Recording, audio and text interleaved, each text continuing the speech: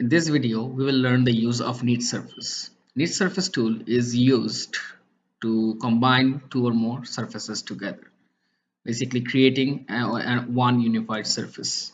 Like, for example, this is one unified which is combined, and we have two open edges. Now, if we create planar surfaces on these edges, the new surface that we have created will be on the boundary, but it will not be considered as one part of the whole surface. So in these cases, we might want to be interested in joining or surfacing them together. Otherwise, tools like fillet cannot be applied on this.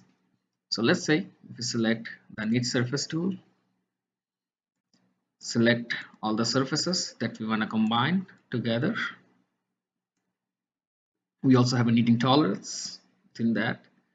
Uh, and once done, we just click OK, and it will be considered as one object.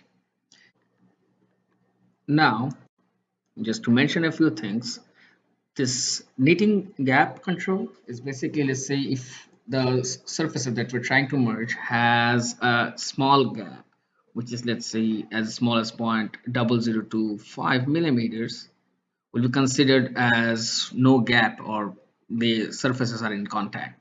Of course, in this case, we have already made them in contact, but in some cases, in real life use, you might have surfaces that have those type of gaps. You can also increase the gap if needed. Let's say the surface, the two surfaces that you want to merge have a gap of, say, 0.2 millimeters. You can put the number here and it will merge those surfaces. You can also create a solid object out of this.